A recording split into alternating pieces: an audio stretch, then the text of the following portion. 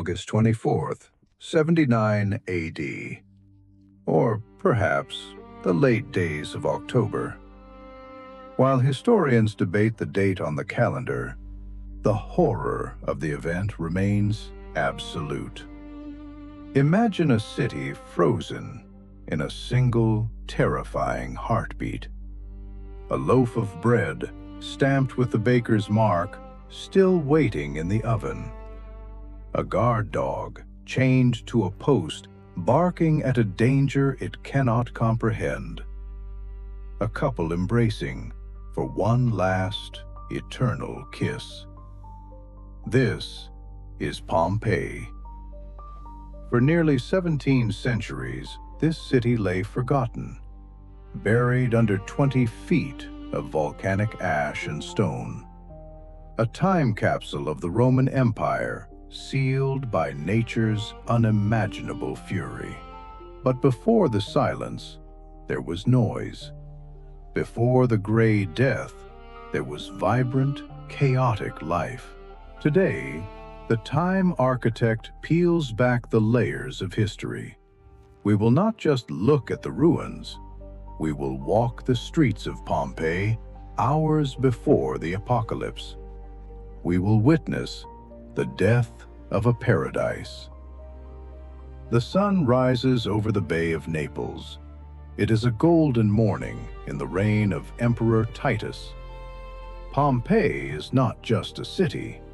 It is the playground of the Roman elite, a resort town of wealth, pleasure, and sophisticated decadence. Walk with me down the Via dell'Abbondanza, the street of abundance. The air is thick with complex smells. The salt of the sea mixes with the pungent aroma of garum, the famous fermented fish sauce that made this city rich.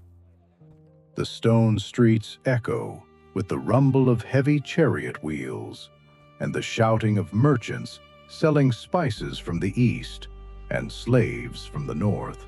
Look closely at the walls. They are not the bare gray stone we see today. They are alive with color. The famous Pompeian red shines on the facades, covered in graffiti, election slogans, and vibrant frescoes depicting gods and heroes. Life here is dedicated to the body and the senses. In the Stabian baths, citizens relax in steam rooms heated by advanced hypocaust systems, unaware of the irony that the same geothermal heat warming their floors is about to destroy them. In the amphitheater, 20,000 people cheer as gladiators fight for their lives, never suspecting that they will all soon face a common executioner. The wealthy rest in their villas, like the magnificent House of the Faun, and they look up at Mount Vesuvius. To them, it is a benevolent friend. Its slopes are covered in lush vineyards that produce the region's finest wine. They don't even know the word volcano. To them, it is just a mountain, a sleeping giant that has been silent for 800 years. But at 1 p.m., the giant wakes up. It begins not with lava, but with a roar that shatters the eardrums. The cap of the mountain is blown off with the force of 100,000 atomic bombs.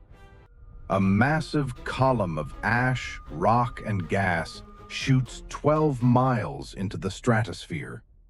Pliny the Younger, watching from across the bay at Misenum, described it as a Mediterranean pine tree, a trunk of smoke rising high into the sky before spreading out into dark branches. In an instant, the bright Italian afternoon turns into a midnight, blacker than any night. The sun is blotted out. A rain begins to fall. But it is not water. It is lapilli, light, porous pumice stones. At first, it seems manageable. like a dirty, dry snowstorm. Confusion reigns. The ground begins to undulate like the waves of the sea. Carts are loaded in panic, clogging the narrow gates. People tie pillows to their heads with linen strips to protect themselves from the falling stones. And here, the fatal division occurs. The choice between staying and fleeing. Many choose to flee, running toward the harbor, hoping the sea will save them. But the volcano has poisoned the water too. Massive tsunami waves churn in the bay, making escape by boat impossible. Others make the mistake of staying. They hide in their basements, locking their strong oak doors, believing the stone walls of their villas will protect them. They believe the gods are simply angry and that the anger will pass. Hours bleed, and tonight, the pumice continues to fall, accumulating at a rate of 6 inches per hour. The weight becomes unbearable. Beams crack, roofs groan, and then collapse, crushing those hiding inside. The city is engulfed in total darkness, illuminated only by the terrifying, jagged flashes of volcanic lightning zigzagging through the ash cloud. The air becomes heavy with sulfur. Every breath burns. By the next morning, the column of smoke collapses. The Plinian phase ends, and the Pelian phase begins. This is the end.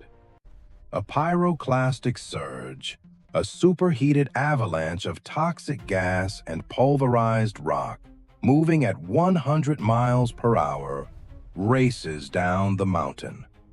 It vaporizes the neighboring town of Herculaneum instantly. Then, it turns toward Pompeii. There is no running from this. The heat is over 500 degrees Fahrenheit. It hits the city walls and floods the streets like a liquid river of fire. In a fraction of a second, soft tissue vaporizes. Brains boil within skulls. Life is extinguished, not by slow suffocation, but by instant thermal shock. Their muscles contract in the extreme heat, twisting their bodies into the pugilist pose we recognize today. The victims are frozen in their final moments of agony. The Garden of the Fugitives captures this horror. A mother shielding her child, a man covering his face with his cloak. They are encased in ash, which hardens around their bodies like cement. Centuries later, when archaeologists found these hollow voids in the earth, Giuseppe Fiorelli realized what they were. He poured plaster into the holes. When the ash was chipped away, the ghosts of Pompeii reappeared, screaming silently across the ages. We can see the folds of their clothes, the straps of their sandals, even the expressions of terror on their faces.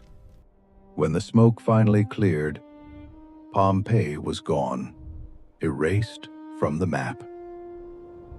The Roman Empire moved on, forgetting the city, for 1,500 years. Today, we look back at Pompeii not just as a tragedy, but as a humbling reminder. It reminds us of the fragility of our own civilization. One moment, we are buying bread, arguing politics, and planning for tomorrow. The next, nature reclaims it all.